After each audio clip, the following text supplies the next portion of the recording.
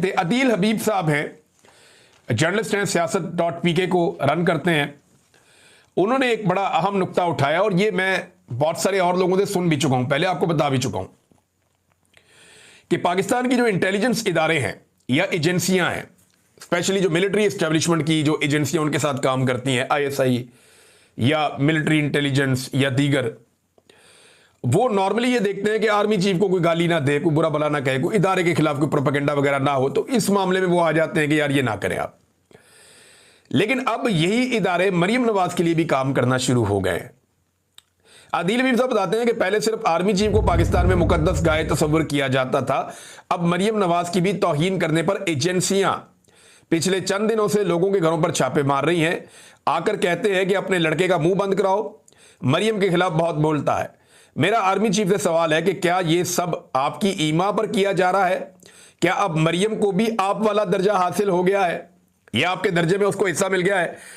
देखिए, ये जो हमारे दोस्त हैं ना, सहाफी ज़ईम लगारी साहब, उन्हें जब गिरफ्तार किया गया तो उनके साथ कुछ और लोग भी गिरफ्तार हुए थे और मुझे आइडिया है कौन कौन हुआ था, मेरी उनसे बात भी हुई।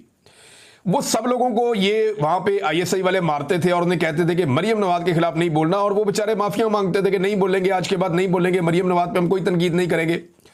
तो ISI लोगों को फेंटी लगाती है और कहती है कि मरियम के खिलाफ आपने नहीं बोलना।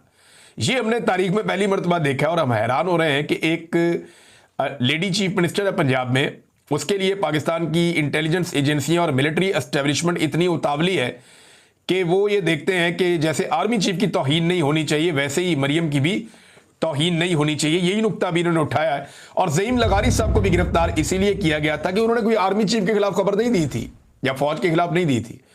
उन्होंने जो खबर दी थी वो सही खबर थी और वो मरियम नवाज की एक मंसूबे में करप्शन के हवाले से दी थी या बद इंतजामी के हवाले से दी थी। बाद में वो साबित भी हो गया कि पहली बारिश के अंदर वो सारा रंग धुल गया, लेकिन ज़ईम लगारी साहब को उठा के 8 दिन निशाने इबरत बनाया गया और ये ISI ने किया था। इंतहाई अफसोसनाक हरकत है, घटिया हरकत है, ये नहीं होनी चाहिए। और जो काम करने चाहिए वो कोई कर नहीं रहा इस मुल्क में। यानी जाहिद गशकोरी साहब बड़े अच्छे जर्नलिस्ट हैं, उन्होंने खबर दी है कि 90 अरब का चीनी स्कैंडल, 23 लाख टन चीनी 55 रुपए फी किलो आवाम को महंगी बेची गई है। 7 लाख टन चीनी बैरून मुल्क भेजी गई है। 5 लाख टन चीनी बाहर से वापस मंगवाने पर 83 रुपए फी किलो टैक्स ड्यूटी माफ कराई गई है। वजीर आजम को किस अफसर वजीर ने गुमराह किया? कौन जिम्मेदार है? तहकीकात ना, कोई इंक्वायरी। आगे देखिए, सोचिए होता क्या है। यानी सादी बात यह है कि लुटो दोनों हाथों से। अवाम की जेब है ना, मारो डाका, कोई पूछने वाला नहीं है, कोई जवाब देने वाला नहीं है। आम आदमी को जो मर्जी आता है लूट कर चला जाता है, लोगों को कीड़े मकोड़े समझते हैं। इमरान खान के दौर में जो चीनी जब 80 रुपए किलो हुई तो इन्होंने रो रो के ये हलकान हो गए थे, इन्होंने तबाह बर्बाद कर दी थी हर चीज। आज 200 रुपए किलो और बाद औक़ात इससे ऊपर भी मिलती रही चीनी, लेकिन कोई बात ही नहीं करता। ना मीडिया माइक लेकर बाहर जाता है, ना कोई इंक्वायरी होती है, ना एजेंसियां बीच में पड़ती हैं, ना नैब बीच में पड़ता है, ना हुकूमत जागती है। हत्ता कि जो अपोजिशन है, पब्लिक अकाउंट कमेटी जो है वो अपोजिशन के पास है ना, तो अब तक चीनी स्कैंडल पे और आटे स्कैंडल पे जुनैद अकबर साहब ने क्या निकाला है? चीनी वाले मामले पे उन्होंने नोटिस जरूर लिया और ये नोटिस के ऊपर कार्रवाई होनी चाहिए, पता चले कि असल में मामला क्या है, इसका सबको इंतजार रहेगा।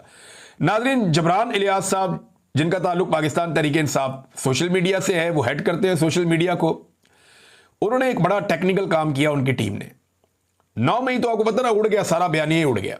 सारे गवाह या तो मुकर गए या हलफ से मुकर गए या भाग गए या झूठे साबित हो गए। 9 मई के पल्ले कख नहीं रहा, सब झूठ का पुलंदा साबित हो गया।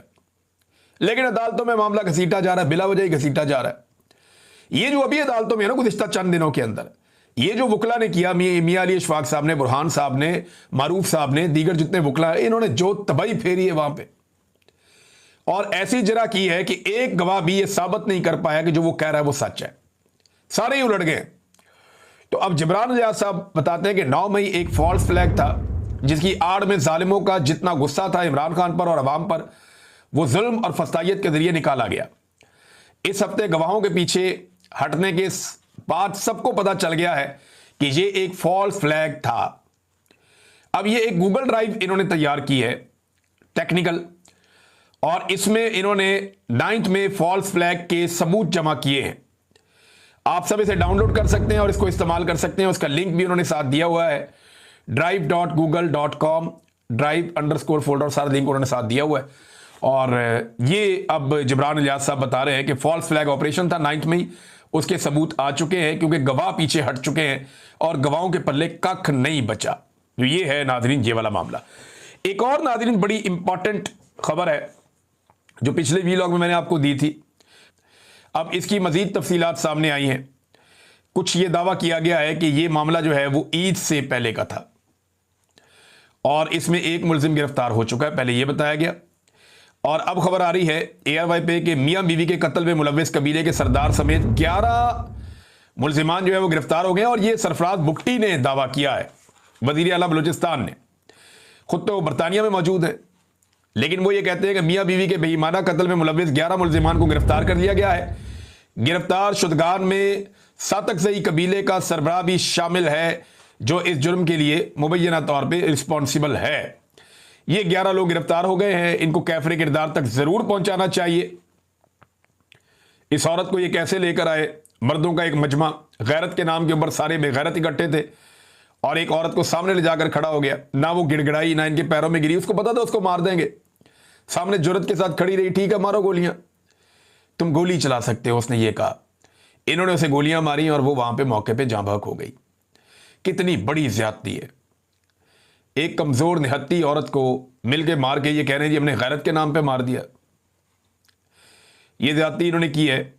और तर्जुमान बलूचिस्तान हुकूमत शाहिद रिंद ने बताया कि वीडियो में नजर आने वाले अफराद की शनाख्त के लिए डाटा नादरा भेजा गया है, जिसमें मुतल्लिका कबाइल और मुलव्वस अफराद की शनाख्त हो गई है, जिसे फिलहाल जाहिर नहीं कर रहे। ये बंदे हम बाकी सारे भी पकड़ लेंगे। ये जनाब इस केस के अंदर हुआ। एक और इंतहाई अफसोसनाक खबर है और वो गाजा से आ रही है नाजरीन।